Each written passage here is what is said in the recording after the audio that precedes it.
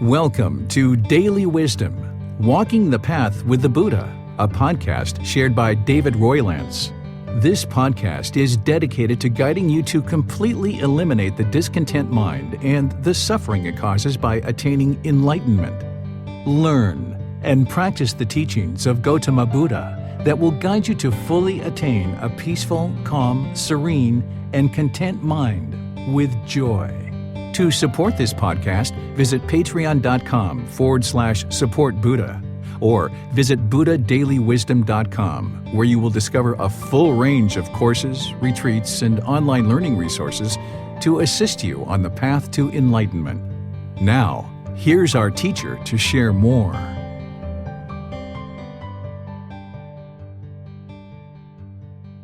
Sawadee Kap. Hello and welcome to Daily Wisdom, Walking the Path with the Buddha. Today is our Pali Canon and English study group, and we're starting a new book in this group. We're starting volume 8 of the book series, which is titled The Foremost Householders. This is a book that has a collection of teachings specifically for household practitioners, but in reality, the entire book series is for household practitioners, but there's a collection here that's going to really help individuals who are in the household life. But even if you're in the ordained life, you would need to learn these teachings because it's going to help you in your journey to enlightenment, and it's also going to help you in teaching household practitioners as well. So I'd like to welcome all of you guys to our class today, whether you're joining for the first time or you're joining regularly. The way that we do this class is that I invite students who are in Zoom to be able to read a chapter from our text.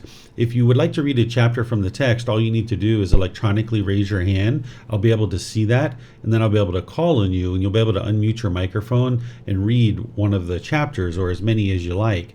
And then after someone reads, I will then share some teachings on that chapter, and then I'll open up to any and all questions that you guys have related to the chapter. If you'd like to ask questions, you can put that into Facebook, YouTube, or Zoom, or you can raise your hand in Zoom and ask any and all questions that you like. It looks like Pat raised his hand first, so we'll go to him. And then it looks like Yusuf, you'll have the second chapter. Just need to unmute there, Pat. Looks like Pat's Wi-Fi might have got frozen up. Yusuf, if you'd like to step in, you can take the first one, and then maybe when Pat comes back, he'll be able to take the next one. Okay. Household life is crowded and dusty. Monk, here a Tathagata appears in the world, accomplished, fully enlightened, perfect in true wisdom and conduct, superb, of words, incomparable, leader of persons, to be tamed, teacher of gods and humans, enlightened, fortunate. He declares this world with its gods, its maras, and its Brahmins. This generation, with its ascetics and Brahmins, its princes and its people, which he has himself realized with direct knowledge experience.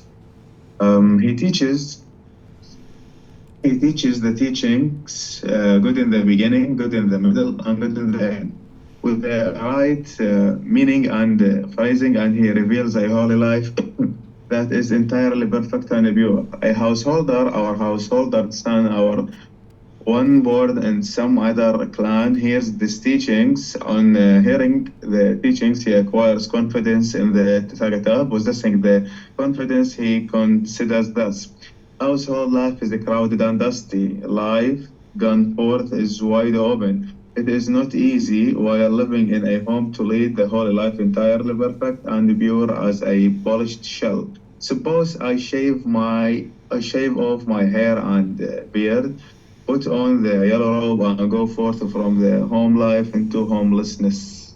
All right, thank you, Yusuf. So here the Buddha is talking about household life, how it's crowded and dusty, meaning it's challenging in the household life to be able to get to enlightenment. And that was very significant during the lifetime of the Buddha, that it was much more rare for a household practitioner to get to enlightenment during the lifetime of the Buddha as it is now, because during the lifetime of the Buddha, 2,500 years ago, household practitioners were really inundated with a number of tasks just to sustain their life. If you can think about having water in your home, every 2 or 3 or maybe 4 days, you had to take multiple trips back and forth to the well in order to get buckets of water and fill up the trough at the house. with water. And this is something that would happen, maybe 3, 4, 5 hours a day for 2 or 3 or 4 times a week in order to just get water in the home. And then when we talk about food and clothing and other things like this, there was a lot of tasks just to sustain one's life. So it was very challenging for a household practitioner to be able to find the time to sit and learn the teachings, to understand them, to reflect on them, to practice them, to be able to train the mind through meditation and all these things, because they were so busy just trying to sustain life. That's not the case today. Today, it's actually just the opposite, that we have so much time on our hands that household practitioners oftentimes fill it up with things that are unbeneficial, like maybe surfing social media for hour upon hour, or watching YouTube videos endlessly, or doing any number of kinds of things like this, where if you actually shed some of those things and kind of bring them down to a minimum, you'll find that you have quite a bit of time in your life to be able to read the books, to be able to attend classes, to be able to meditate and really train your mind so that you can make the entire life really peaceful and joyful, because the mind is peaceful and joyful, getting closer and closer to enlightenment. But during the lifetime of the Buddha, that wasn't the case. So that's why he's sharing that household life was crowded and dusty, meaning it was very challenging to be able to make one's way to enlightenment. Let me know what questions you guys have here on this chapter. And remember, you can put that into Facebook, YouTube, or Zoom, or you can raise your hand in Zoom and ask any and all questions that you like. Looks like Yusuf has a question here. Go ahead, sir. So here it says the teacher of gods and humans. In Buddhism, how many gods are there? So during the lifetime of the Buddha, they believed in many different gods. So the Buddha was talking about those kinds of things. Oftentimes, though, he referred to the great Brahma, which is what we would refer to as God, the supreme being. He referred to this being in that way, but they believed in countless different gods. I've seen, up to 32 different gods, but we know now today through evolution and through the various teachers that we've had come that there's, if someone is understanding God, just one individual God. But because they thought of multiple gods during the lifetime of the Buddha was teaching about these different gods during his lifetime. So he is talking about what they believe, that there are multiple gods, not about what is really is, like one God. He's talking about them. Yeah, people would refer to the Buddha as teacher of gods. I wouldn't consider it that way. Like, knowing what I know, there's nothing that I have to teach God. God is fully wise, fully has all the wisdom that God needs. God, in fact, helped me on my journey. But during the lifetime of the Buddha, they thought of the Buddha as a teacher of gods, and he talked about multiple different gods. And he also talked about this great Brahma as well. So he did talk about what people believed in at the time. So that's how the teachings have been shared with us. So the God has more wisdom than the Buddha, right? In my opinion, yes. But during the lifetime of the Buddha, they didn't look at it that way. Oh, okay. Thank you. Mm-hmm. You're welcome. Okay, let me see what other questions we might have in Facebook or YouTube. Okay, I'm not seeing any other questions anywhere. All right, so let's move to chapter 2. It looks like Pat is back with us. Pat, would you like to read this one? If you'd like to read this one, what I'm going to do is just have you read the first part, and then I'll pause you at a certain point because it's a really long discourse. Okay, thank you. Paying homage to the 6 directions. Well, Venerable Sir, how should one pay homage to the 6 directions according to the Noble Discipline? It would be good if the perfectly enlightened one were to teach me the proper way to pay homage to the 6 directions according to the Noble Discipline. Young householder, it is by abandoning the 4 defilements of action, by not doing evil from the 4 causes, by not following the 6 ways of wasting one's substance, through avoiding these 14 evil ways that the noble disciple covers the 6 directions, and by such practice becomes a conqueror of both worlds, so that all will go well with him in this world and the next. And at the breaking up of the body after death, he will go to a good destination, a heavenly world. What are the 4 defilements of action that are abandoned? Taking life is 1. Taking what is not given is 1. Sexual misconduct is 1. False speech is 1. These are the 4 defilements of action that he abandons. What are the four causes of evil from which to refrain? Evil action springs from craving. It springs from anger. It springs from ignorance. It springs from fear. If the noble disciple does not act out of craving, anger, ignorance, or fear, he will not do evil from any one of the four causes. And which are the 6 ways of wasting one's substance that he does not follow? Addiction to strong drink and sloth-producing drugs is one way of wasting one's substance. Haunting the streets at unfitting times is one. Attending fairs is one. Being addicted to gambling is one. Keeping unwholesome company is one.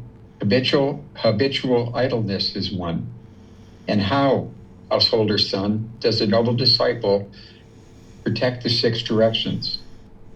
These 6 things are to be regarded as the 6 directions. Okay, I'm going The east denotes to mother. pause you right there, Pat. So Okay. here what we've got a discourse where an individual who was practicing Brahmanism was doing a certain rite or ritual or ceremony or worship. And what they would do is they would worship the 6 directions of the compass, meaning north, south, east, west. They would worship the zenith, which is above your head, and the nadar, which is below you. And this was a ritual or a ceremony, a worship that they were doing. And as the Buddha walked past, this individual asked him, how would I accomplish the same thing, but doing it in your discipline, in your teachings? So the Buddha, instead of talking about it as a rite, ritual, ceremony, or worship, explains it in terms of the natural law of dhamma, of cause and effect, and mainly training your own mind and how training your mind moves the mind towards improved benefits. So he talks about these 4 defilements of action to eliminate, and these are essentially the first 4 precepts of taking life, stealing, sexual misconduct, and false speech. Those are the 4 things that he says, okay, these are defilements of action, meaning pollutions. And you've studied these, if you've been studying with me for any period of time, as part of the 5 precepts where the Buddha really expands upon this and gives you much more illuminating language, so you're already familiar with these. Then the causes of those things are craving, anger, and ignorance, and then of course this fear, this discontentedness that rises up in the mind. As I've taught the 5 precepts and all the other teachings, I show you how craving, anger, and ignorance is what leads to unwholesome results, because you're making unwise decisions through that craving, anger, and ignorance, which then leads to unwholesome results. So there's a certain amount of craving, anger, and ignorance involved in killing, stealing, sexual misconduct, and lying. So the Buddha is explaining how these are certain aspects of the mind that lead to this. And of course, fear is a discontent feeling that comes from craving, and it also is based in ignorance or the unknowing of true reality. So it's through eliminating those that one will eliminate those 4 causes. By eliminating craving, anger, and ignorance and any kind of fear, then that's what's going to help you to eliminate the killing, the stealing, the sexual misconduct, and the lying. Then the Buddha goes into 6 ways that one can waste one's substance. What he's talking about here is essentially like your vitality, your vigor, your ability to be successful and productive in life. He's giving you 6 things that if you do these things, that it's going to lead to this lack of vigor and vitality, and it's going to produce the lack of progress in one's own life. And if you've done any of these things, then you know through your own decisions and your own results that that's exactly what these things lead to. So the first one is about taking substances that cause heedlessness. This is going to waste away your ability to be productive in life and have that vigor and vitality to move your life forward. And if you've done that at any time in your life, you can see how that's actually been the case. Here the Buddha is talking about haunting the streets at unfitting times. I know I used to do this quite a bit as a child. Never knew it was called haunting the streets at unfitting times, but I really like that phrase because it's exactly what I was essentially doing. So if you go out really late at night, the things that are going on at midnight, 1 a.m., 2 a.m., 3 a.m., they're not wholesome things that are going on around that time frame. So if you go out during that time frame, you're going to be interacting with individuals who are into unwholesome things. And then you get home 3, 4, 5 a.m., you go to sleep, maybe you wake up at 1 p.m., 2 p.m., 3 p.m., and now you keep this cycle going on where you're not awake during the daylight hours where people are outside doing wholesome things. So this is going to waste away your ability to be productive in life and actually create forward progress, because you're not awake and out interacting with people during the daylight hours when wholesome things are happening.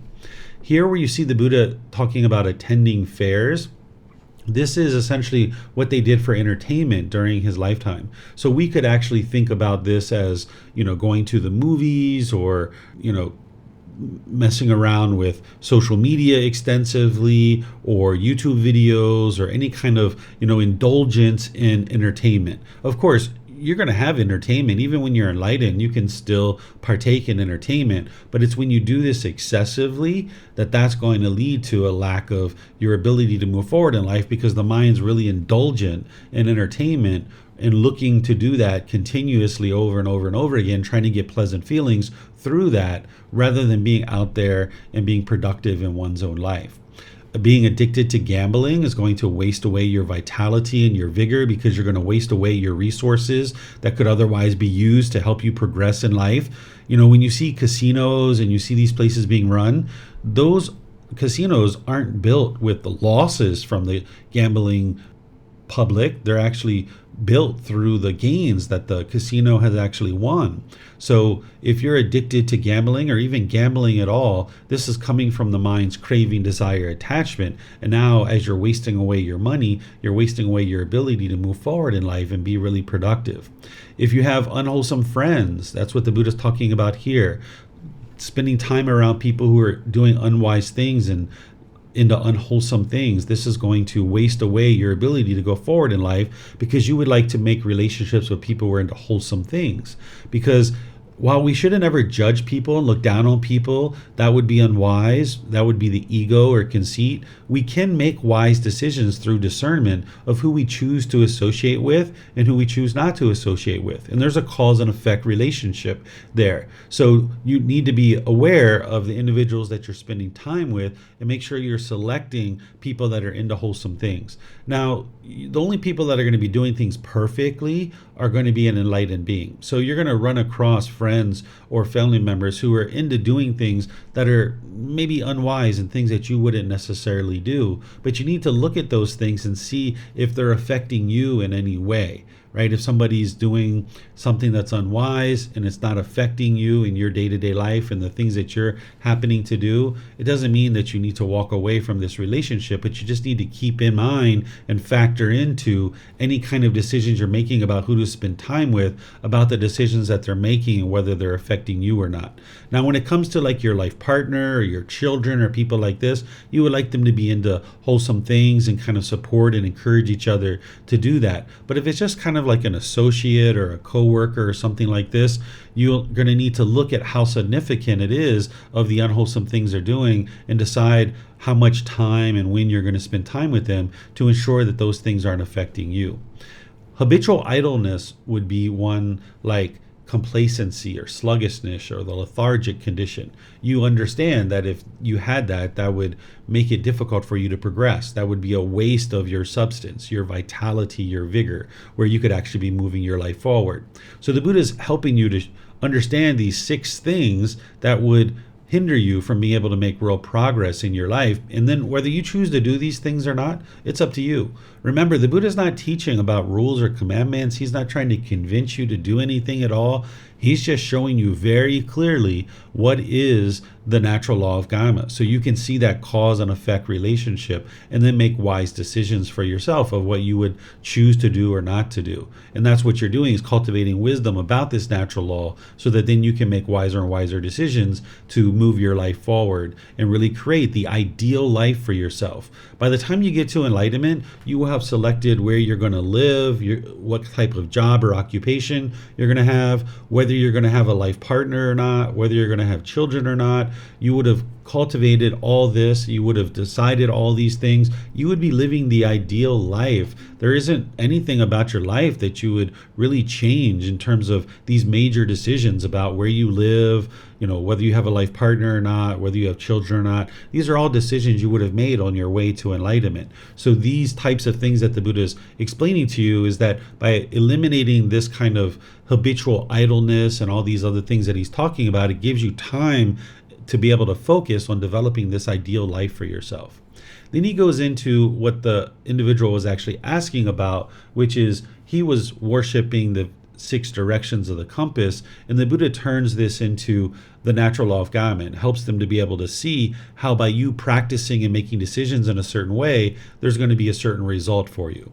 And it would be unwise to practice any of these things that the Buddha is describing in order to receive the results that he's talking about, but he's just helping you to understand what would be wise for you to practice. So the first part of what he's talking about here is what he suggests for you to practice. And then the next section of each portion of the compass is what you will end up experiencing because of the cause and effect relationship of the natural law of karma.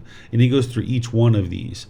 Some of these things are based on things that were happening during the lifetime of the Buddha, like this one here, where he talks about, I will keep up with the family tradition. During the lifetime of the Buddha, if you were in a certain family, let's just say you were all blacksmiths and your uncles and your sisters and aunts and everybody was contributing to this business as a blacksmith. And now what you would do is you would basically continue to work in that tradition because the family has built up a certain amount of karma in the community, and an individual would essentially work in that same tradition. Where nowadays we do it differently, where we go out and we forge our own career, not necessarily doing what our family has done. So some of these things you need to look at and understand that the Buddha is teaching based on what was going on at that time, helping people see this cause and effect relationship. And then the same thing when he's teaching down here, he's teaching what one would be experiencing. So during the lifetime of the Buddha, parents were helping their children to be able to find a partner, whether it's a wife or a husband. They would help them to do that. Where nowadays we might think about it as, we come home with a partner and our parents might give us certain suggestions or advice, but you always need to take that with a grain of salt, because your goal in order to select a life partner isn't to please your parents. You need to make the decision that you think is wise. If I would have made the decision that my family was guiding me towards in terms of a life partner, I probably wouldn't have been with anybody, because no matter who I brought home, they didn't like them, right? So you're going to need to take this with a grain of salt, because your parents can be attached to you, and now nobody is a suitable wife or partner, right? So the Buddha is teaching you different things here that if you have questions on them, you can let me know. I'm not going to go through all of these because it's quite long and quite extensive, but if you've read this and you've gone through it, then you've seen the words of the Buddha. And then down here, I've actually shared with you my thoughts to be able to help you understand that. So you already have my thoughts here on all of these things. So let me know if you guys have any questions on this particular discourse. Remember, you can put that into Facebook, YouTube, or Zoom, or you can raise your hand in Zoom and ask any questions that you like. All right, I'm not seeing any questions. So we'll go to chapter 3. Is there someone who would like to read this one? Okay, looks like Yi-Hung. Go ahead, ma'am. Repaying one's mother and father. Monks, there are 2 persons that cannot easily be repaid. What 2? One's mother and father. Even if one should carry about one's mother on one shoulder and one's father on the other, and while doing so should have a lifespan of 100 years, live for 100 years, and if one should attend to them by anointing them with balms, by massaging, bathing, and rubbing their limbs, and they even void their urine and excrement there, one still would not have done enough for one's parents, nor would one have repaid them.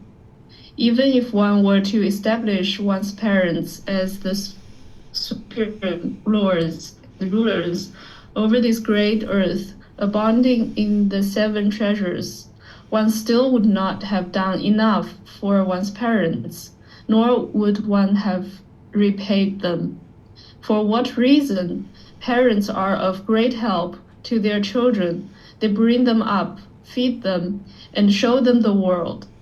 But monks, if when one's parents lack confidence, one encourages, settles, and establishes them in confidence. If when one's parents are unwholesome, one encourages, settles, and establishes them in virtuous behavior, moral conduct.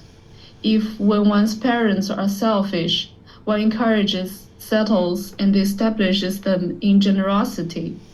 If when one's parents are unwise, one encourages, settles, and establishes them in wisdom. In such a way, one has done enough for one's parents, repaid them, and done more than enough for them. Thank you. Okay, thank you, Yihang. Some of you guys may remember that I teach this as part of the courses and programs that I teach, because this is an important discourse, because it helps you to understand about this relationship with our parents. That the way that the Buddha teaches is essentially we have like this debt of gratitude to our parents, because they are essentially our original teachers. If it wasn't for them or our caregivers, whoever took care of us as an infant and as we grew, they helped us to stand up on our own 2 feet. They bring us up, they feed us, and they show us the world. And without those individuals, we wouldn't be able to sustain our life today to the point where now we can work towards making the mind get to the point where it's actually training and getting to enlightenment. So the individuals who were taking care of us when we were younger, there's a certain debt of gratitude to those individuals. And the Buddha is explaining all these material things that you could potentially do for your parents and saying none of those are actually enough to be able to repay our family for the things that they did to be able to help bring us up and show us the world, particularly our mother and our father. But maybe you were raised by adoptive parents or grandparents or aunts or uncles. These are the same individuals. Essentially, the Buddha is talking about our original caregivers here. And the reason why there's this debt of gratitude is because they helped us get up on our own 2 feet. When we first came out as an infant, we couldn't take care of ourselves. We were completely dependent on the outside world. If it wasn't for other people in the world, we would have never been able to sustain our life. And I've never met anybody who's agreed with their parents 100% of the time because of the certain expectations that we have or that craving for permanence. And we might have a turbulent relationship with our family in the unenlightened state. But by the time you get to enlightenment, all of that has been sorted out, and you no longer have this anger and hostility and bitterness towards your family, that you've at least gotten to this point of appreciation and gratitude.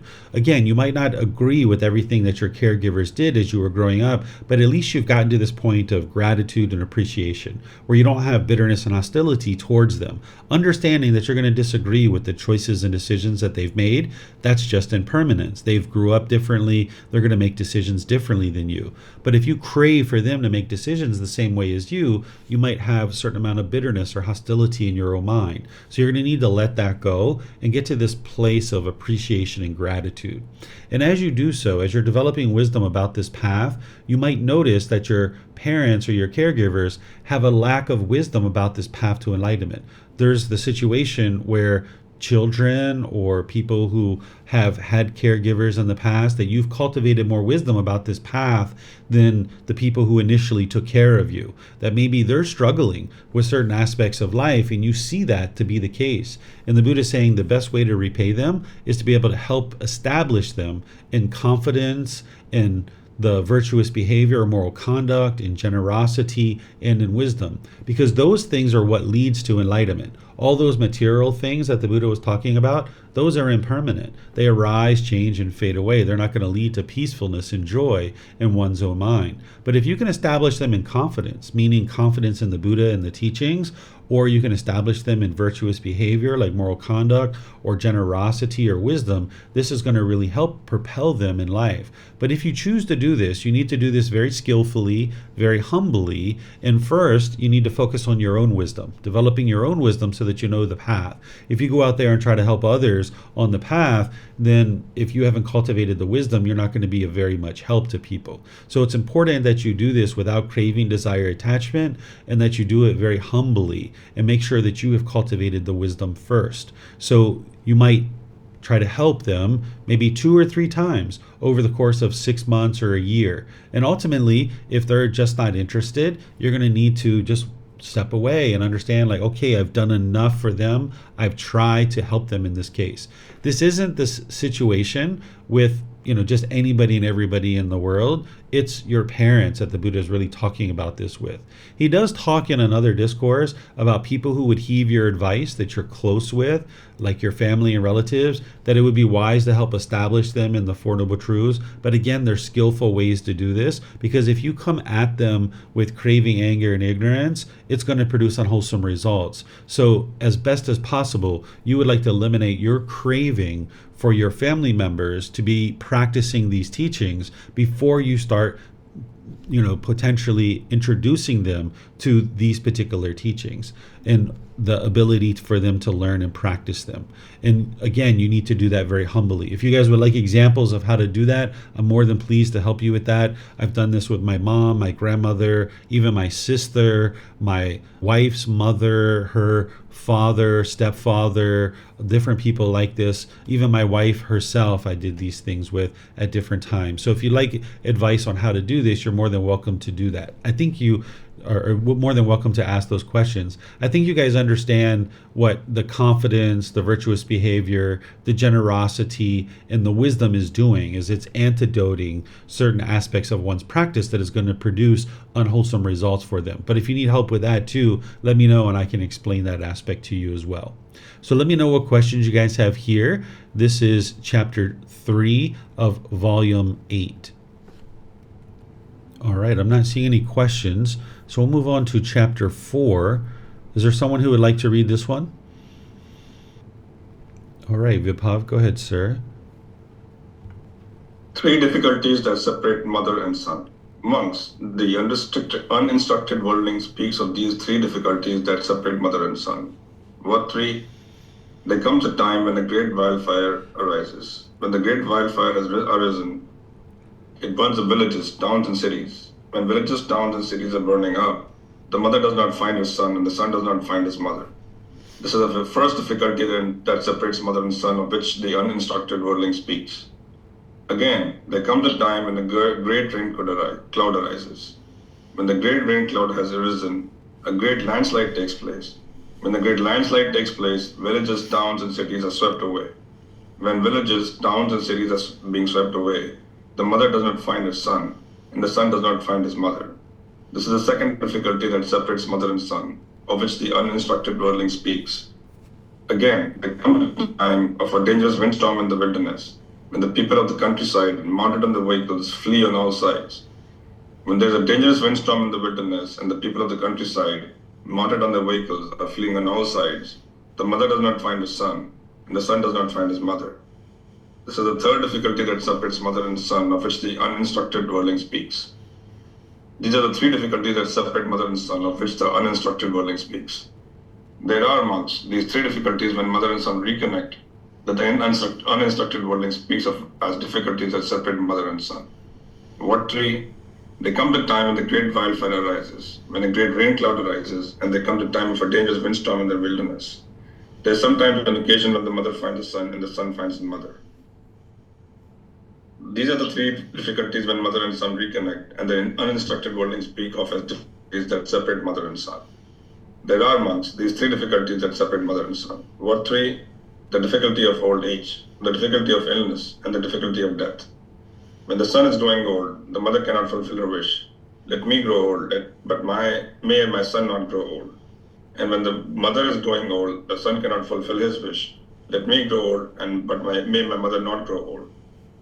When the son has fallen ill, the mother cannot fulfill her wish. Let me fall ill, but my son not fall ill. And when the mother has fallen ill, the son cannot fulfill his wish. Let me fall ill, but may my mother not fall ill. When the son is dying, the mother cannot fulfill her wish. Let me die, but may my son not die. And when the mother is dying, the son cannot fulfill his wish. Let me die, but may my mother not die. These are the 3 difficulties that separate mother and son. There is a path, monks. There is a way that leads to abandoning and overcoming of these 3 difficulties when mother and son reconnect, and of these 3 difficulties that separate mother and son. And what is the path and way? It is just this noble eightfold path. That is right view, right intention, right speech, right action, right livelihood, right effort, right mindfulness, and right concentration. This is the path and way that leads to the abandoning and overcoming of these three difficulties when mother and son reconnect, and of these three difficulties that separate mother and son. Thank you. Okay, thank you, Vibhav. So here, whenever you see the Buddha talking about the Eightfold Path, the Eightfold Path is there to extinguish craving, that longing, yearning. It's there to extinguish the anger and the ignorance, of course, but it's there to extinguish craving because it sets that up in the Four Noble Truths as part of right view. It's also helping you extinguish unwholesome Dhamma by producing only wholesome Dhamma. So what the Buddha is essentially talking about here with the mother and son is he's talking about attachment, how the mother and son are attached to each other, that they don't understand the universal truth of impermanence, of how they're going to get old, they're going to get ill, and they're going to die, and each other doesn't want the other person to be able to experience that. But because of the wisdom that the instructed noble disciple has, we already know that this is going to occur. But what the Buddha is talking about is the uninstructed worldling. This is a non-practitioner, that they don't understand the universal truth of impermanence, and they have this attachment between mother and son. But this can occur between mother and daughter. This can be father and son, father and daughter. This can be any number of relationships. If you've ever remember when you were a child, your parents looked a certain youthfulness, and then there probably was a point in time where you were maybe away from them for a period of time, and then you came back and you were like shocked by how much they aged in a very short period of time. This can be very shocking for a child to see their parent age, especially if you don't understand the universal truth of impermanence. So it's the Eightfold Path that's going to help you to eliminate all cravings, desires, attachments, including the ones to specific individuals like your mother or your children or people like this. There's other practices that you would like to employ that's going to help you to eliminate attachment to your parents and to your children. You can have a very loving and warm and enjoyable relationship with your relatives and the people around you when there isn't any attachment involved. When you have attachment, that's where you're going to be putting expectations on each other, controlling each other, and you're going to be angry and frustrated and irritated with each other. So when you get all that stuff out of the way, when you get rid of the expectations and the wants and the longing, the yearning, and the trying to control each other, you're going to have such a fulfilling and rewarding relationship. So you'd like to first start with the Eightfold Path, developing that and regularly practicing that. You should get to the point where you've memorized the Eightfold Path. If you guys haven't done that yet, then you need to work on that. Where if somebody said to you, hey, by the way, what is right intention? You'd be able to just boop, boop, boop. You'd say intention of renunciation, intention of non-ill will, and the intention of harmlessness. And you would know what those things are and how to actually practice them. You would like to know this for each individual factor of the Eightfold Path, because that's what's going to allow you to actually practice it. If you don't have it committed to your memory, you're not going to actually be able to practice it. So you like to get up and running with the Eightfold Path first, using the original words of the Buddha that you guys have access to. Then there's a class that I teach as part of the Harmony and Relationships course, where it's titled How to Eliminate Attachment to Those Who Are Closest to Us. So that particular class, I go through multiple things above and beyond the Eightfold Path that you can do in order to eliminate attachment to the people who are closest to you. So let me know what questions you guys have here. The Buddha is kind of alerting you to this difficulty, this struggle of being attached to people, and how that one can actually eliminate that through training of the mind. You can put your question into Facebook, YouTube, or Zoom, or you can raise your hand in Zoom. Okay, I'm not seeing any questions anywhere. So let's go to the next one. This is chapter 5. Would someone like to read this one? Okay, Li Hang, go ahead, ma'am. For things wished for, desired, agreeable, and rarely gained in the world. Householder, there are these four things that are wished for, desired, agreeable, and rarely gained in the world. What for? One thinks, may wealth come to me righteously. This is the first thing in the world that is wished for, desired, agreeable, and rarely gained in the world. Having gained wealth righteously, one thinks, may fame come to me and to my relatives and preceptors. This is the second thing in the world that is wished for, desired, agreeable, rarely gained in the world. Having gained wealth righteously and having gained fame for oneself and for one's relatives and preceptors, one thinks, may I live long and enjoy a long lifespan. This is the third thing in the world that is wished for, desired, agreeable, rarely gained in the world. Having gained wealth righteously, having gained fame for oneself and for one's relatives and preceptors, living long and enjoying a long lifespan, one thinks, with the breakup of the body after death, may I be reborn in a good destination, in a heavenly world. This is the fourth thing in the world that is wished for, desired, agreeable, rarely gained in the world. These are the four things that are wished for, desired, agreeable, and rarely gained in the world. These are, householder, four other things that lead to obtaining those four things. What for?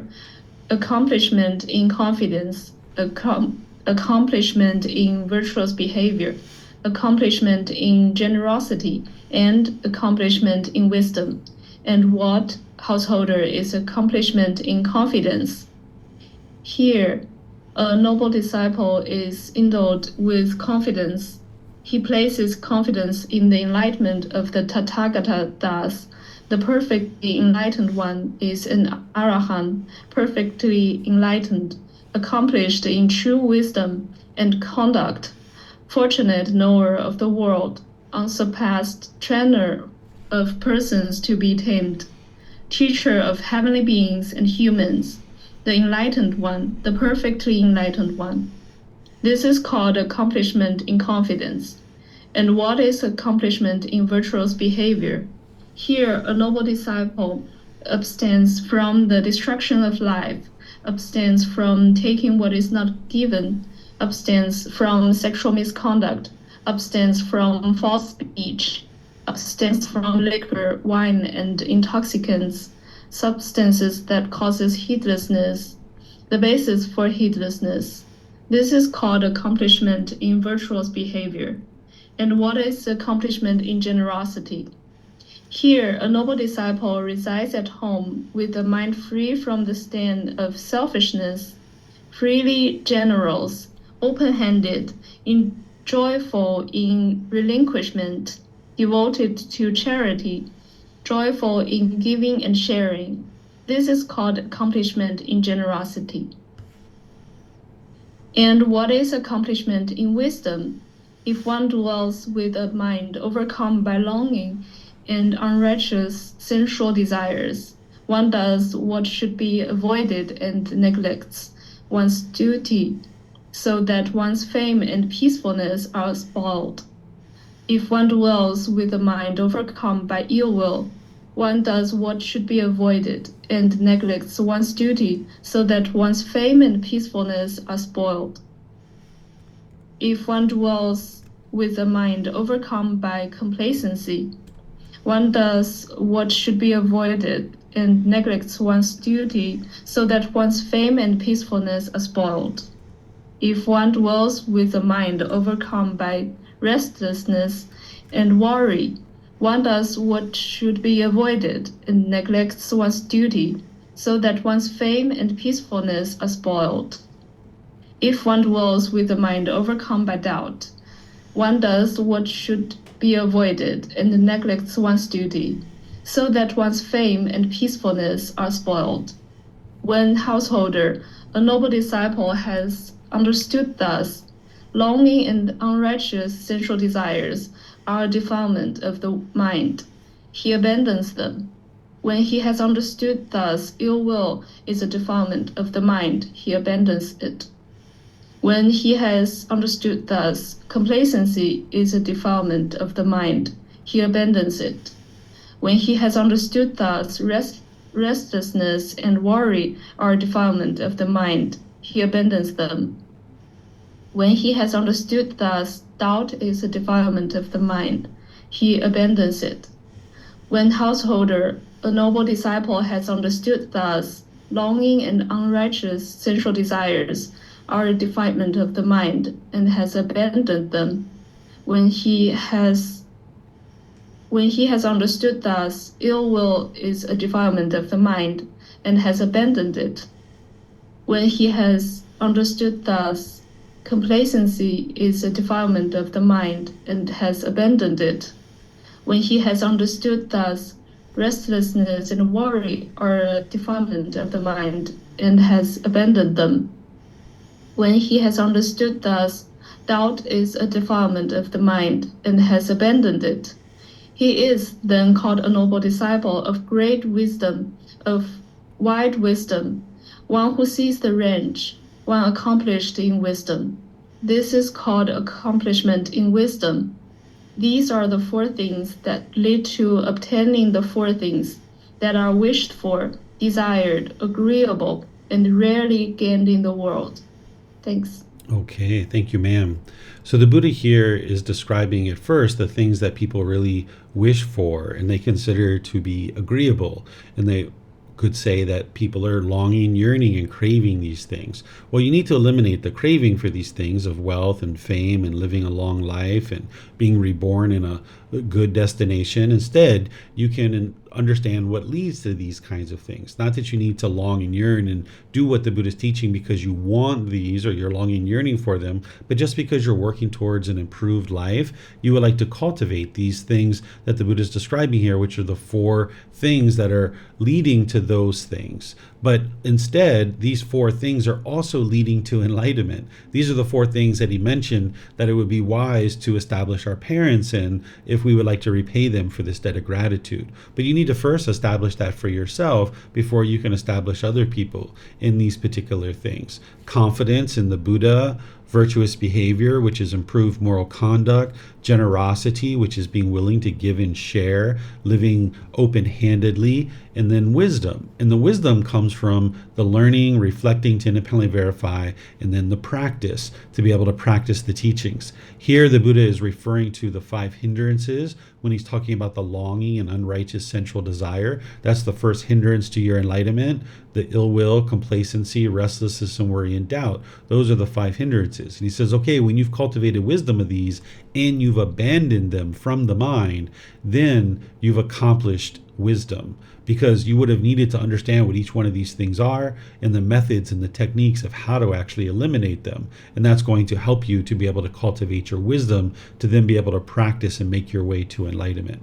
And that's ultimately going to help an individual to get to those 4 things that they're wishing for, but in reality, it's also helping you get to enlightenment as well. So the Buddha oftentimes during his lifetime was guiding household practitioners to this improved life. A household practitioner could get to enlightenment, but since it was more rare than what he could do with with ordained practitioners, oftentimes what you're going to see, he's guiding household practitioners just to kind of practice some moral conduct, some generosity, cultivate some wisdom, but he's not really going like super in depth with household practitioners. He's doing that with ordained practitioners, and then knowing that, yes, as household practitioners have the time and they're able to learn right alongside the ordained practitioners, they would be able to learn the same things that it takes you to get to enlightenment. But since it was more rare, he's tending to talk to the household practitioners about things like this, of how to get to this improved life, either in this life or some future life. But remember, household practitioners can assuredly get to enlightenment in this life if that's what it is that you're choosing to do. So let me know what questions you guys have here. You can put that into Facebook, YouTube, or Zoom, or raise your hand in Zoom if you like. Okay, I'm not seeing any questions, so we'll move on to the next chapter. These are all pretty self-explanatory for today. I think you guys are understanding them because you've been studying for a while now. Looks like Pat's volunteering to read, or maybe he has a question. Which one is it, Pat? Reading, please. Okay, sure. This is chapter 6. 9 things rooted in craving. I will teach you, monks, 9 things rooted in craving. What are the 9 things rooted in craving? Independence on craving, there is seeking. Independence on seeking, there is gain. Independence on gain, there is judgment. Independence on judgment, there is desire and lust. Independence on desire and lust, there is attachment. Independence on attachment, there is possessiveness. Independence on possessiveness, there is selfishness. Independence on selfishness, there is safeguarding. With safeguarding as the foundation, originate the taking up of rods and weapons, fights, contentions, and disputes, accusations, argumentative speech, and false speech, and many other evil, unwholesome things. These are the 9 things rooted in craving. Thank you. Okay, thank you, Pat. So as you guys know, a major part of the path to enlightenment is to eliminate craving, desire, attachment, the longing, the yearning, chasing after the objects of your affection and forming your feelings on that. And you also probably know that the Buddha is a real expert in showing this cause and effect relationship of how one thing leads to another, leads to another, leads to another. It's almost like dominoes falling. And you've studied about craving and you understand how it leads to discontentedness, but it also leads to fights and the things that he's talking about here, and arguments and accusations and things like that. So he's showing you that cause and effect. So the craving is the longing, yearning, seeking outside yourself for something external to be satisfying and pleasing. This leads to seeking. That's the seeking. That's the longing, yearning. And now as you're seeking, then there's going to be a certain amount of gain where you're gaining certain material possessions. Then once you gain those material possessions, you're going to be judging yourself and others. Like, my car's not as nice as that person's car. Maybe I need to get another car, right? Because that judgment leads to a further desire, further craving and longing, yearning, because you're looking at your house versus other people's house. You're looking at your clothes and jewelry versus other people's. And now when you're judging, it leads to more craving and more lust. And then that leads to attachment.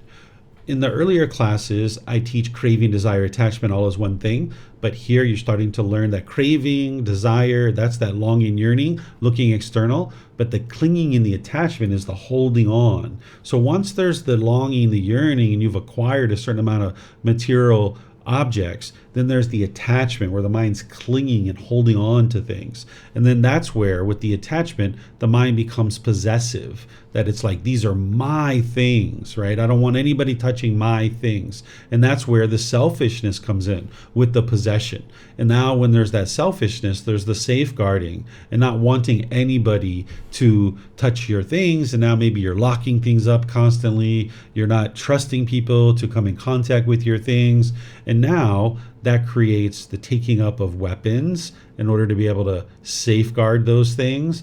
Then there's fight, contentions, disputes, accusations, argumentative speech, false speech, and other evil, unwholesome things. All of this coming back to craving. So you can see that craving, desire, this longing, this yearning, it's just such an evil thing in the mind that it leads to so many unwholesome results. Not just discontentedness in the mind, but all these other things as well. And that's one of the reasons why the Buddha is focusing you on how to eliminate that and giving you the tools like breathing, mindfulness, meditation, and generosity, and the whole entire Eightfold Path to teach you how to eliminate these cravings, desires, attachments from the mind. So let me know what questions you guys have here on chapter 6, 9 things rooted in craving. Okay, I'm not seeing any questions. So now we go to chapter 7. Someone like to read this? Okay, looks like Samantha. And then we've got some more after that. So if you guys leave your hands up, I'll be able to call on you, or you can just re-raise your hand after Samantha reads.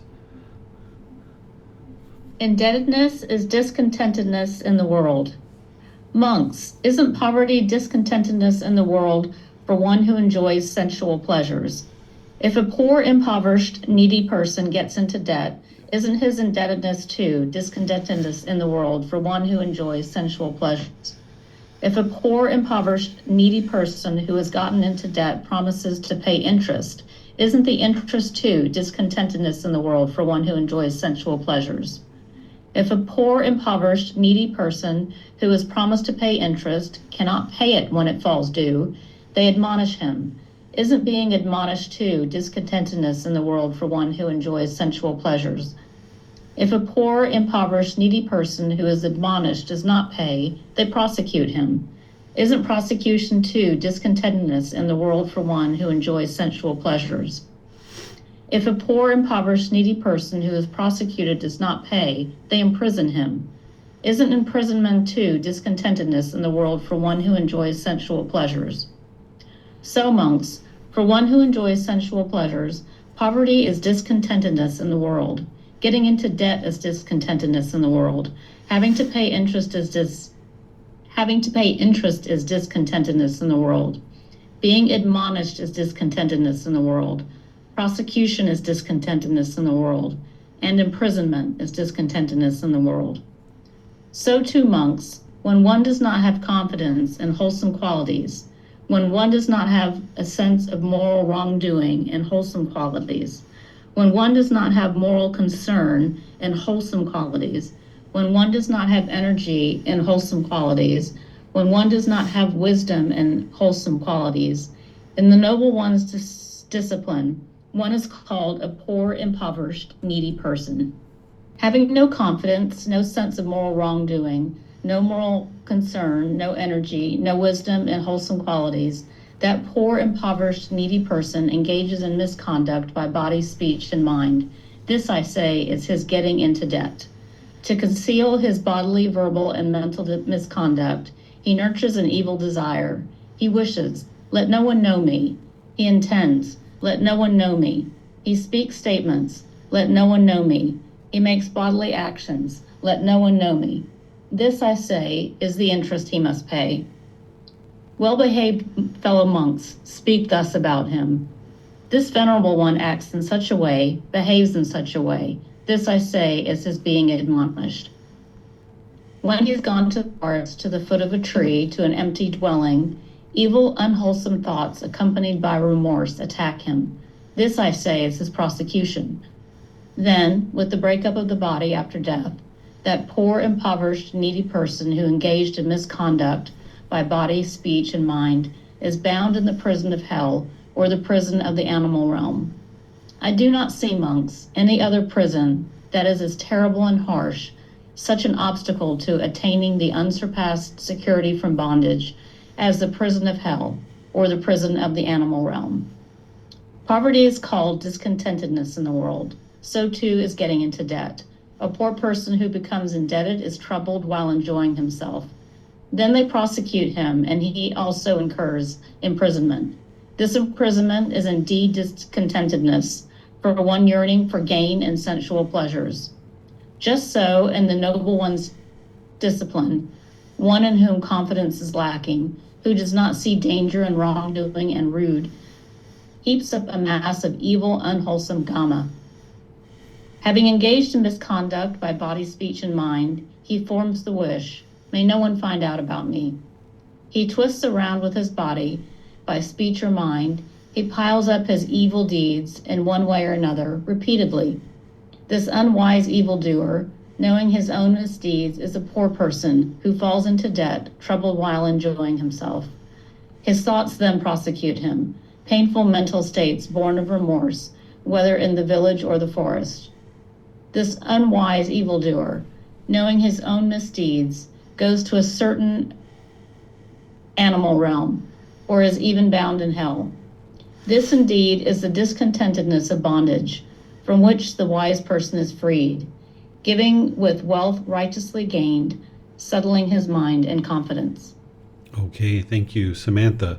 So there's two aspects of this discourse that you can look at to help you understand. I'll first talk about one aspect of it that you can read through and kind of think of it in this way. And then there's another way to read through this and kind of think of it in that way. And both of these are going to help you in your practice. So where he says, monks, isn't poverty discontentedness in the world for one who enjoys sensual pleasures?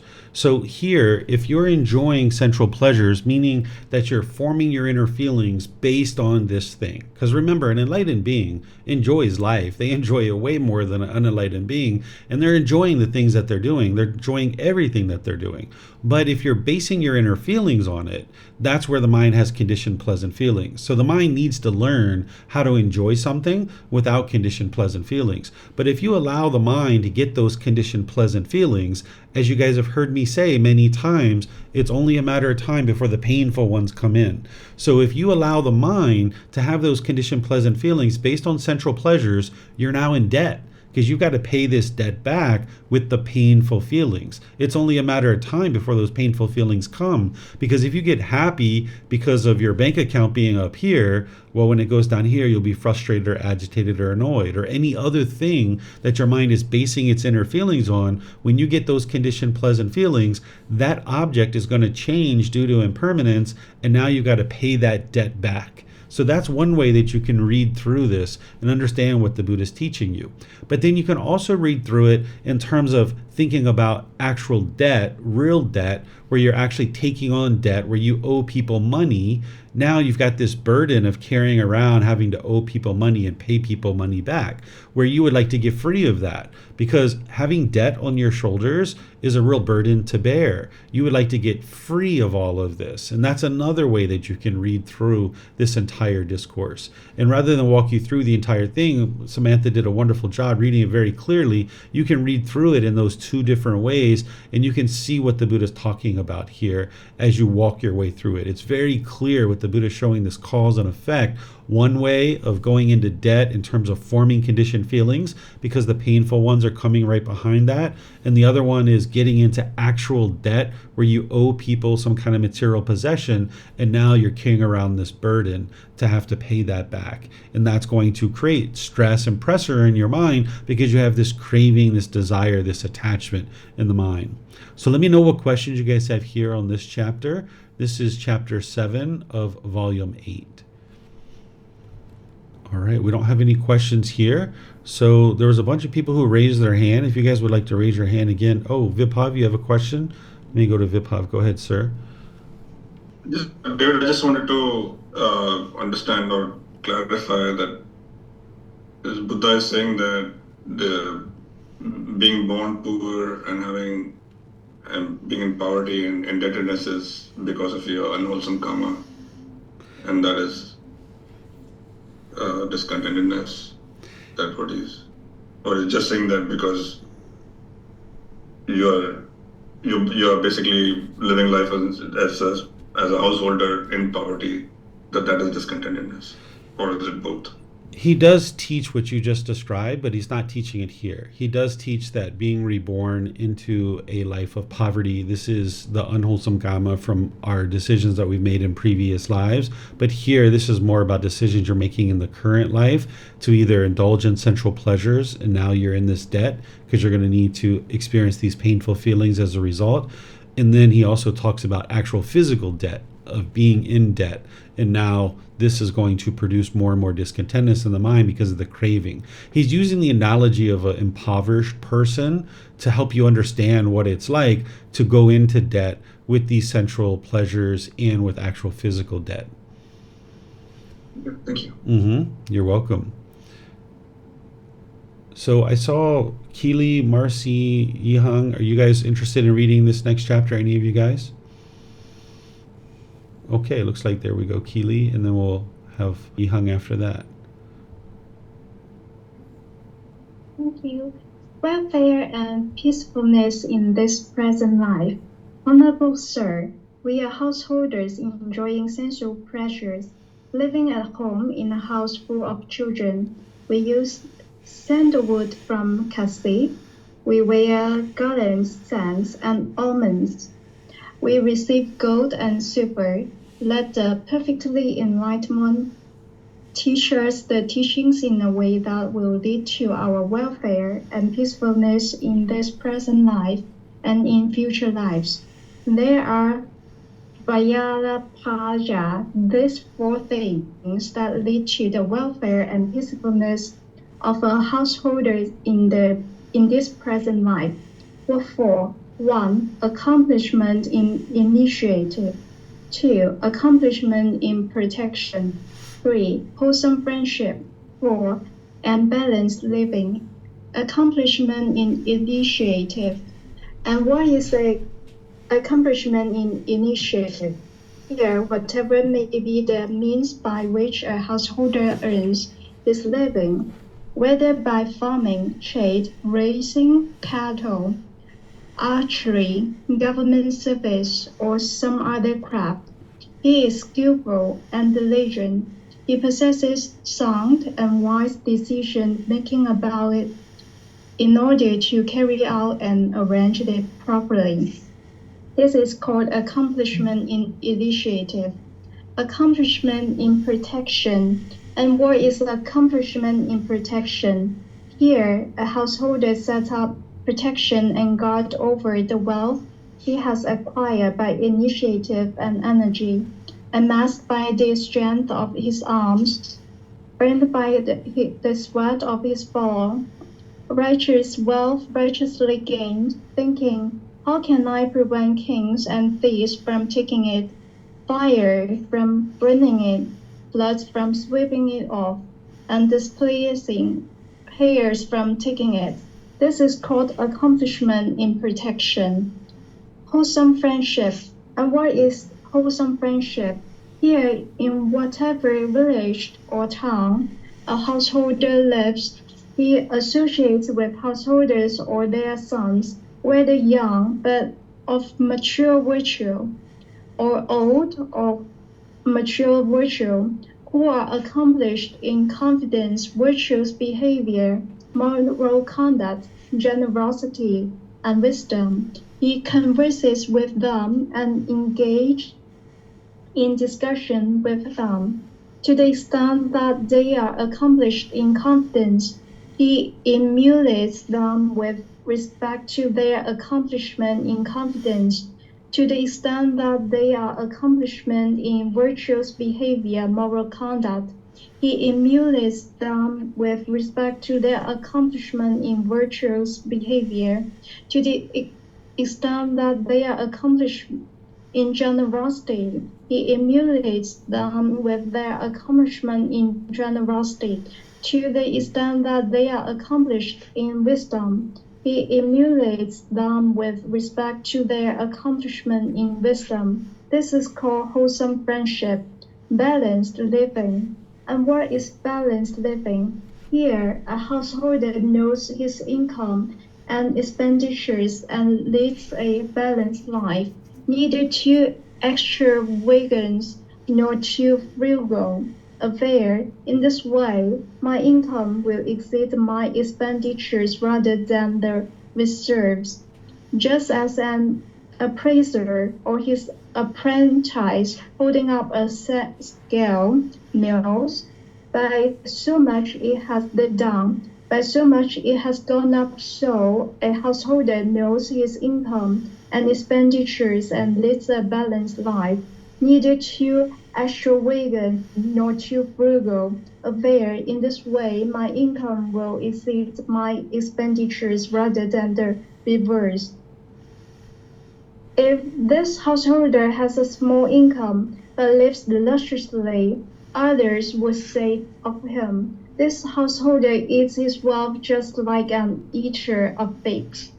But if he has a large income but lives sparingly, others would say of him, this householder may even starve himself.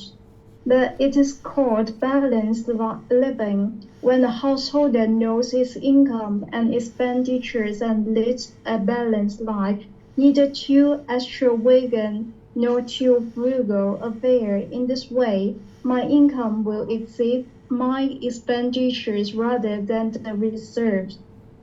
This is called balanced living. These are the four things that lead to the welfare and peacefulness of a householder in this very life. That's all. Thank you.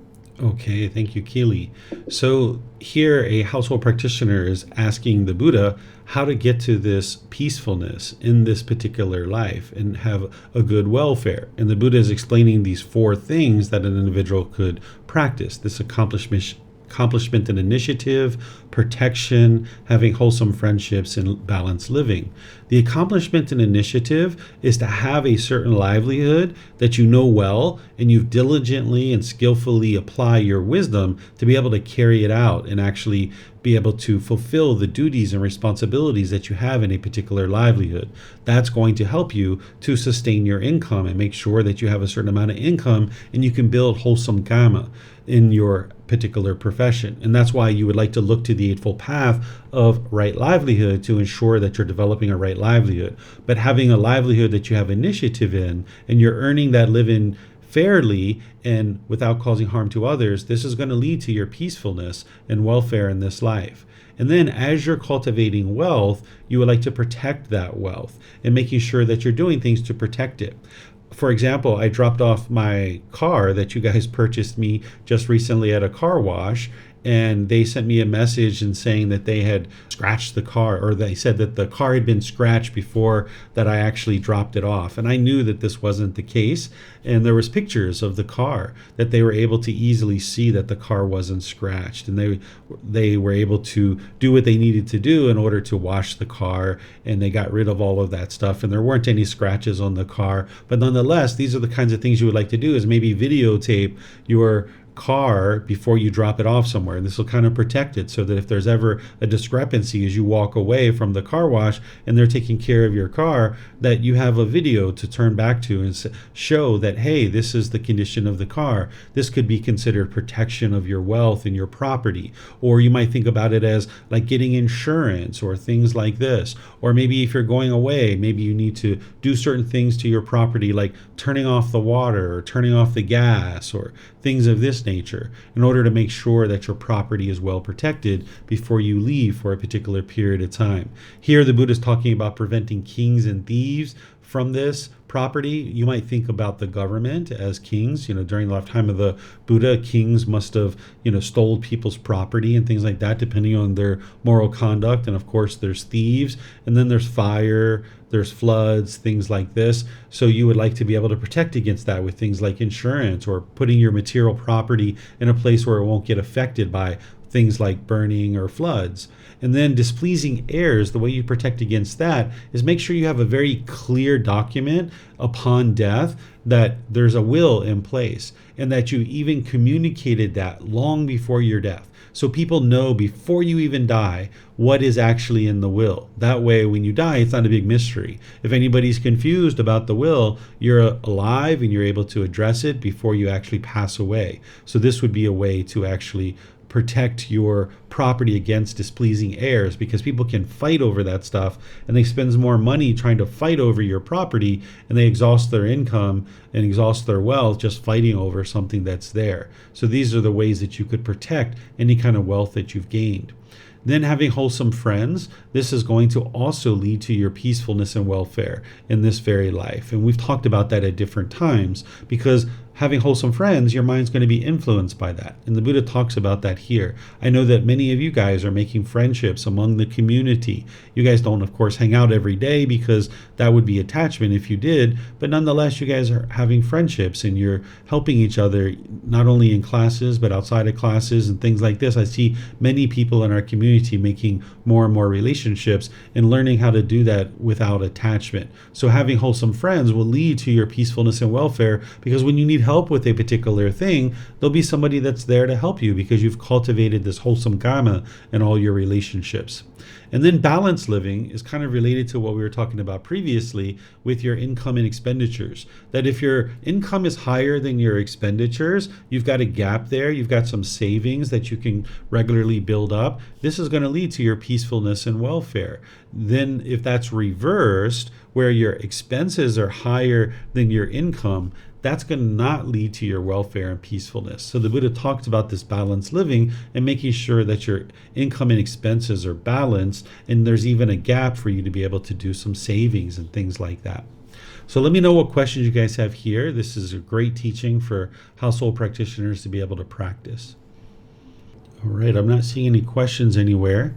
So now we'll go down to this next one. This is chapter 9, and I think it was Yihang would like to read this one. Go ahead, ma'am. Thank you.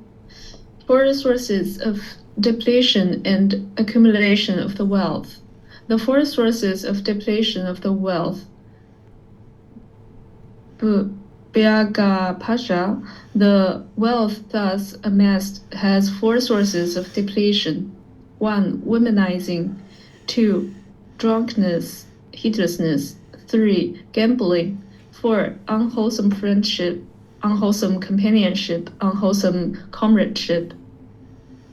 Vyagapasha, just as if there were a large reservoir with 4 inlets and 4 outlets, and a man would close the inlets and open the outlets, and sufficient rain does not fall. One could predict the water in the reservoir to decrease rather than increase. Vyagapasha, so the wealth thus amassed has four sources of depletion. 1. Womanizing. 2. Drunkenness, heedlessness. 3. Gambling. 4. Unwholesome friendship, unwholesome companionship, unwholesome comradeship. The four sources of accumulation of the wealth. Vyagapaja. The wealth thus amassed has four sources of accumulation. 1. One avoids womanizing. 2. One avoids drunkenness, heedlessness. 3. One avoids gambling. 4. One cultivates wholesome friendship, wholesome companionship, wholesome comradeship. Vyagapaja, just as if there were a large reservoir with 4 inlets and 4 outlets, and a man would open the inlets and close the outlets, and sufficient rain falls. One could predict the water in the reservoir to increase rather than decrease. Vyagapaja, so the wealth thus amassed has 4 sources of accumulation. 1. One avoids womanizing. 2. One avoids drunkenness, heedlessness. 3. One avoids gambling. 4. One cultivates wholesome friendship, wholesome companionship, wholesome comradeship. These are the 4 things that lead to the welfare and peacefulness of a householder in this very life. Thank you. Okay, thank you, Yihang. So here, the Buddha is guiding you to this peaceful and joyful mental state, but also creating a peaceful and joyful life for yourself. And if you don't understand how to do that, then you're not going to be able to do it. So he's helping you with the Eightfold Path and training the mind and using things like meditation and all these other things. But also, as you guys know, he's helping you to see this cause and effect relationship with the natural law of karma. And here he's talking about developing your wealth and depleting your wealth, because not that the goal should be to be rich and wealthy, although you can be enlightened and be rich and wealthy, but you're going to need a certain amount of income and a certain amount of wealth in order to live a comfortable lifestyle with that certain amount of income and ultimately a certain amount of wealth. So you're going to need to know how to ensure that you're not depleting your wealth and that you're able to accumulate wealth in your day-to-day life. And if you've done any of these things that he's talking about, you'll know that it either depletes wealth, or if you avoid these things, you'll see that it helps you accumulate wealth. Here he's talking to a male, so he's talking about womanizing, but we could relate this to other genders as well, and other people who prefer other genders for sex, essentially is what he's talking about here, is chasing after a member of a person that you find to be attractive, or multiple people is what womanizing is that you're just chasing and chasing and chasing and longing, yearning, and you're having relationships with lots of different people in terms of sexual relationships and partying and drinking it up and all these kinds of things. He's talking about that here, right? Starting off with womanizing and then talking about heedlessness, talking about gambling, and then talking about unwholesome friendships. If you're doing any of these things, it's going to lead to the depletion of wealth. And if you've done any of these things, you can see how that's the case. Because having lots of different sexual partners, you're going to have to spend a certain amount of money to do that. To take substances that cause heedlessness, this is just a waste. It's putting poison into the body, and you're just, basically experiencing that, and then it's gone. Gambling, that's going to lead to a depletion of wealth. And having unwholesome friends, you're going to find yourself in all kinds of trouble, where you might have to bail yourself out of jail, you might have to hire lawyers, you might find that you guys are breaking or destroying things, and you have to repair that in order to make amends with a certain business owner or a certain resident of a home or something like that. So by avoiding these things, like the Buddha's talking about down here, this is what's going to help you to make sure you can accumulate wealth, in addition to other things that he teaches as well. So let me know what questions you guys have here on this chapter.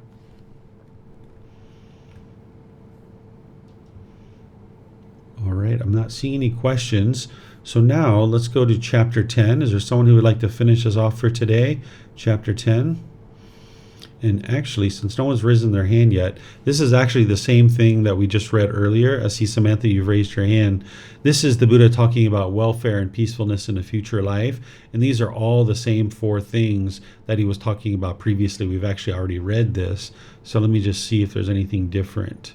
He shortened up the accomplishment in wisdom here compared to our previous discourse. And essentially what he's talking about here is cultivating the wisdom of the universal truth of impermanence, where he says he possesses the wisdom that discerns arising and passing away. That's understanding the universal truth of impermanence. And that's the very first teaching that you would really need to know in order to get on the path to enlightenment, because that's what's going to help you to understand the Four Noble Truths. So here he's talking about that instead of that longer version of accomplishment in wisdom where he was talking about the 5 hindrances. So this is exactly the same. So Samantha, thank you for volunteering, but I don't think we need to read this one because this is the only section that's actually different.